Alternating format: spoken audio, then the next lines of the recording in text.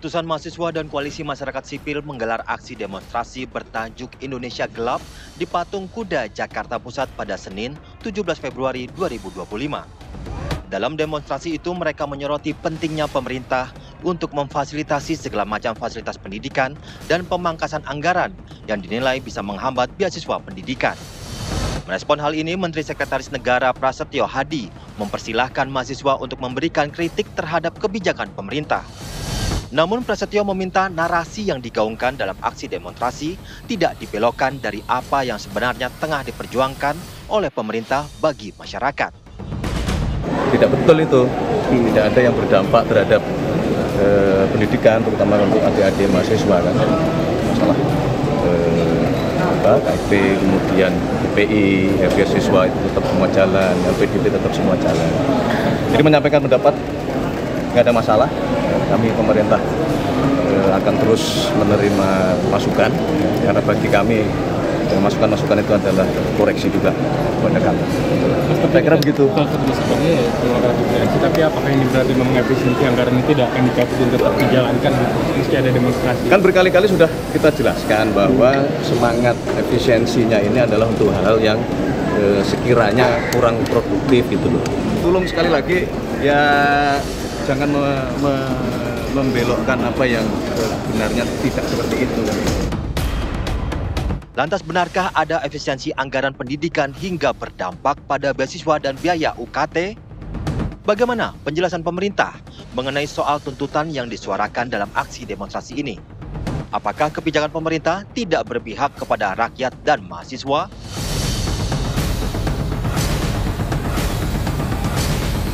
Baik, Istana ini menjawab tuntutan dari ratusan mahasiswa dan koalisi masyarakat sipil yang Senin kemarin pemirsa menggelar aksi demonstrasi di mana mereka ini menyoroti mengenai pemerintah yang harusnya bisa memfasilitasi segala fasilitas pendidikan dan mereka khawatir adanya efisiensi anggaran ini bisa berdampak pada pengadaan fasilitas pendidikan tersebut baik beasiswa maupun juga biaya UKT. Betulkah demikian? Kita akan membahasnya malam hari ini pemirsa bersama dengan para narasumber yang sudah hadir di Apa Kabar Indonesia malam hari ini. Ada Mas Hariko Wibowo Satria, juru bicara dari PCO. Mas Hariko, terima kasih sudah hadir kembali di Apa Kabar Indonesia malam. Sehat ya Mas? Sehat. Dan juga ada Prof. Didi Romli, peneliti senior dari BRIN. Prof. Didi, apa kabar? Sehat? Alhamdulillah baik, sehat. Sehat. Oke, Mas Hariko, ini ratusan mahasiswa nampaknya cukup gelisah dengan adanya efisiensi anggaran yang ditakutkan akan berdampak pada biaya pendidikan, pengadaan fasilitas pendidikan, dan juga sampai pengadaan beasiswa maupun juga UKT. Bagaimana kemudian pemerintah menjawab mengenai hal ini? Ya, baik, terima kasih Mbak Ken. Yang pertama kami mengucapkan terima kasih yang sebesar-besarnya kepada seluruh calon pemimpin bangsa, para mahasiswa yang kemarin turun. Para mahasiswa itu orang-orang yang sangat peduli dengan bangsa kita. Presiden kita Bapak Prabowo Subianto adalah sosok yang sangat demokratis dan orang yang memberikan kritik dan saran terhadap pemerintahan ini meskipun baru lebih kurang 4 bulan. Jadi orang-orang yang mengkritik, saudara-saudara kita yang mengkritik sesungguhnya adalah orang-orang yang sangat mencintai bangsa ini. Kami sangat menghormati demonstrasi dan kami sekali lagi berterima kasih sudah berjalan dengan damai, tidak terjadi sesuatu yang merugikan pariwisata kita, investasi kita dan lain sebagainya. Namun untuk itu penting juga kami menyampaikan hal-hal yang sebetulnya tidak tepat. Jadi ada hal-hal yang memang perlu kami bacakan ini agar menjadi informasi. Lurus semua ya Mas ya? Begitu Mbak Ken. Jadi terkait dengan efisiensi anggaran atau penghematan uang rakyat, ada beberapa hal yang sudah disampaikan dengan tegas oleh pemerintahan Bapak Prabowo Subianto. Jadi yang pertama, beasiswa tetap berjalan. Kemudian uang kuliah tunggal atau UKT tidak naik. Kemudian kartu Indonesia Pintar atau KIP tetap berjalan. Tidak ada pemotongan dan pengurangan anggaran. Jadi beasiswa KIP kuliah tahun anggaran 2025 tetap ada. Kemudian yang tidak terkena efisiensi, belanja pegawai, kemudian layanan dasar, bantuan sosial, dan layanan publik tetap berjalan tanpa ada efisiensi.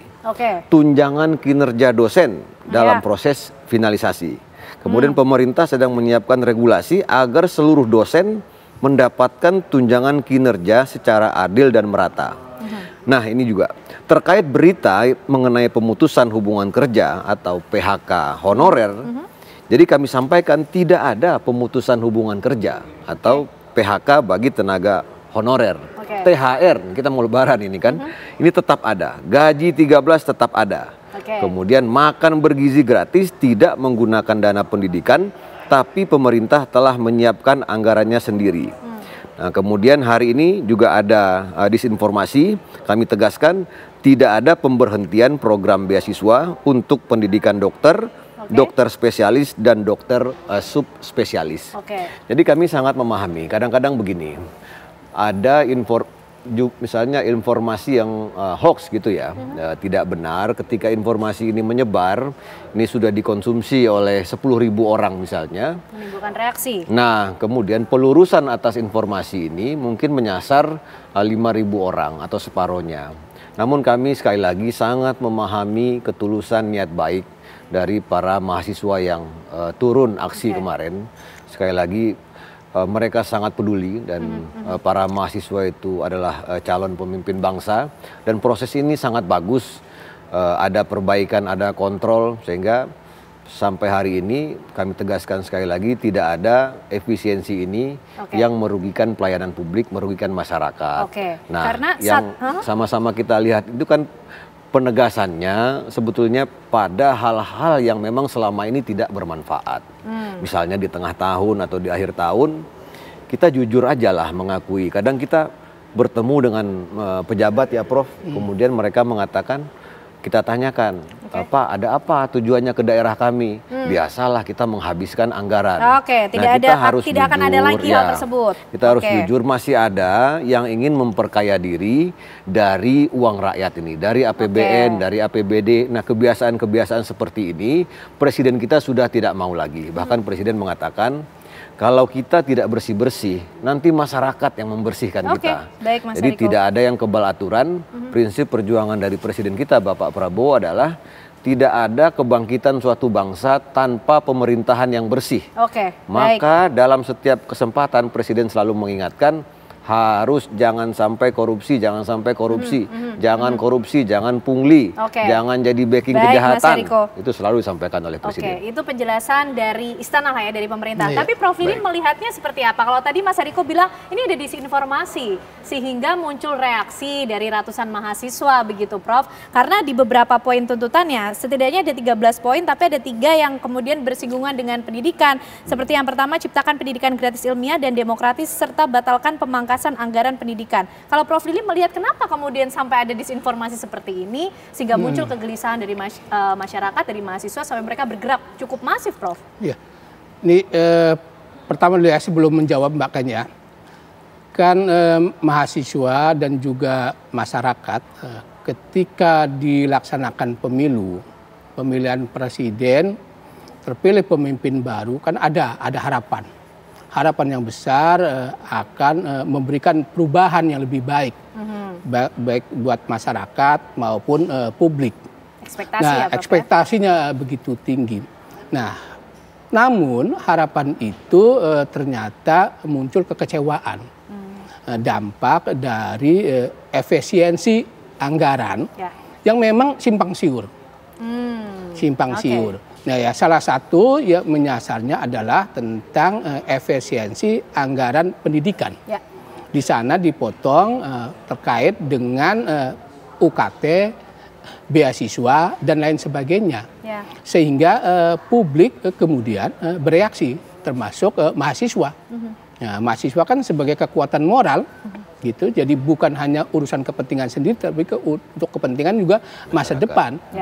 Nah, mestinya Mas Hariko kan ketika ada gerakan-gerakan ingin mahasiswa demonstrasi, Menteri Pendidikan, Rektor memberikan klarifikasi, tidak ada itu UKT naik itu, tidak ada beasiswa di stop itu, kan seperti itu. Jadi ini tidak ada yang meredam dulu. Belum ada yang meredam. Mahasiswa langsung bergerak. Gitu. Jadi saya melihat nih segala sesuatu kok diresponnya langsung oleh istana gitu ya. Nah, ada apa sih sebenarnya nih komunikasi antara istana dengan menteri-menteri? Nah, apakah kemudian sesungguhnya sesungguhnya memang tadinya ada pemotongan itu, Mas Ariko, ada tuh pemotongan itu, tetapi setelah ada respon demo Indonesia Gelap, kemudian dikaji kembali, ya seperti yang itu kan no viral no justice gitu, jangan-jangan begitu. Yang jelas memang ini saya kira kita memberikan apresiasi lah kepada pihak istana yang merespon baik adanya demo ini. Bahwa kritik merupakan bagian dari demokrasi dan nggak apa-apa itu melakukan demo-demo asal tidak dibelokkan. Saya setuju, jangan dibelokkan. Fokus kepada kritik kebijakan-kebijakan itu untuk memperbaiki. Dan saya kira memang sekarang problemnya Mas Hariko memang sosialisasi kepada masyarakat tentang efisiensi anggaran ini, karena memang di masyarakat itu simpang siur sekali. Ya gitu, apalagi memang masyarakat kan termakan oleh hoax itu, gitu. Nah, kalau seperti ini penjelasannya, saya kira mahasiswa akan adem menerima. Oh ternyata UKT tidak akan naik, ternyata beasiswa akan berjalan. Gitu. Nah kita tunggu apakah betul, karena memang UKT itu setiap tahun naik gitu. Dan memang kebijakannya itu supaya tidak ada demo, mahasiswa baru UKT itu dinaikkan. Mahasiswa lama tetap, mahasiswa baru UKT naik, selalu itu. Nah mungkin ini saya kira memang perlu diredam agar penerimaan mahasiswa baru ini UKT tidak naik. Baik, menarik nih, kita masih ingin tahu karena betul tidak sih Mas bisa dijamin bahwa memang pendidikan ini tidak terkena efisiensi supaya tenang semuanya ya Prof ya. Kita akan membahasnya lebih lanjut pemirsa untuk Anda di Apa Kabar Indonesia Malam. Usai jeda kami kembali.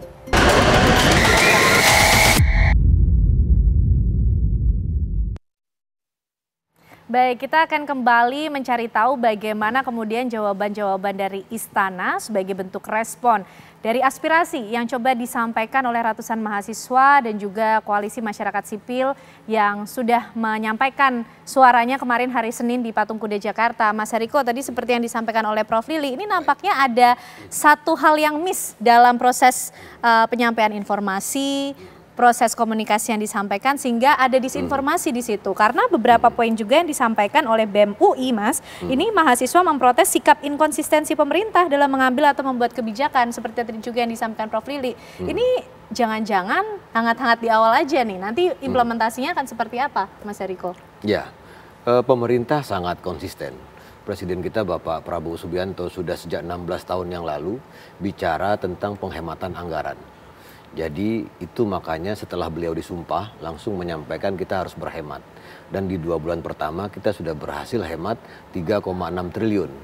Namun sekali lagi kita tidak boleh terlena. Maka kami melihat demonstrasi teman-teman mahasiswa kemarin itu memberikan satu peringatan kepada pemerintahan.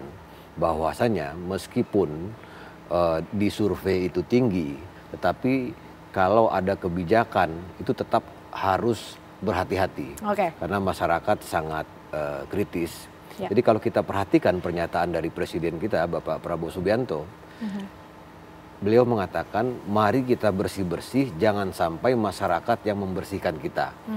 Kemudian yang kedua beliau mengatakan ini sudah bukan seperti 20 tahun yang lagi, 20 tahun sebelumnya. Sekarang zamannya digital, masyarakat sudah sangat kritis. Oleh karena itu kami melihat dan kami juga membaca tagar-tagar yang ada di media sosial, kemudian orasi-orasi dari teman-teman mahasiswa. Dan sesungguhnya kami melihat dari berbagai aksi-aksi itu, nampak sekali besarnya cinta dari generasi muda ini terhadap bangsa ini. Jadi intinya para mahasiswa ingin betul-betul bangsa kita ini bebas dari korupsi. Kemudian tidak ingin uang-uang rakyat baik di APBN sebesar lebih kurang 3.600 triliun atau pengelolaan APBD ada 1.300 triliun ini digunakan untuk memperkaya para pejabat. Jadi tidak ada kebencian sesungguhnya yang kita lihat dari orasi-orasi para mahasiswa. Karena kami sangat memahami itu prosesnya panjang sebelum turun ke lapangan. Ada proses pengumpulan isu, ada diskusi, bukan tanpa dasar ya. Menulis rilis, kemudian mereka datang ke lapangan juga tidak dibayar, berorasi, berkeringat, kemudian cari makanan sendiri, iuran, patungan. Kami sangat menghormati proses ini. Intinya Presiden kita Bapak Prabowo Subianto adalah sosok yang sangat demokratis. Ini negara demokrasi. Beliau sendiri pernah mengatakan kalah sekali, maju lagi, dirikan partai politik, ikuti semua jalur-jalur prosedur politik. Kemudian terpilih. Jadi Presiden kita juga pernah di luar pemerintahan, beliau juga memberikan kritik dan saran. Tetapi ketika berada dalam pemerintahan, Presiden kita Pak Prabowo adalah orang yang sangat taat dan patuh kepada pimpinan.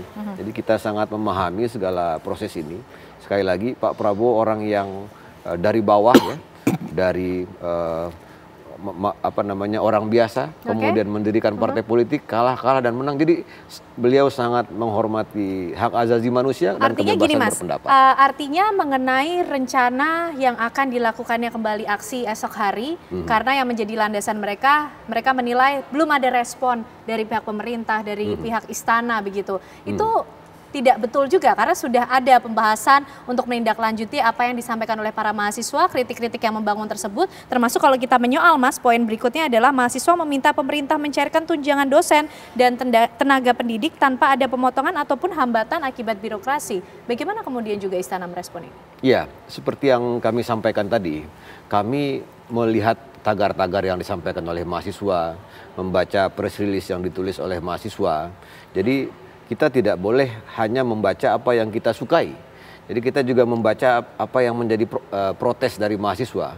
Dan kami meyakini kalau teman kita, saudara-saudara kita, para mahasiswa juga membuka media sosial, PCO RI, kantor komunikasi kepresidenan, membuka media sosial kantor staf presiden, Kementerian Keuangan, kemudian sekretariat kabinet. Semuanya sudah sangat jelas di situ, Presiden kita menjelaskan.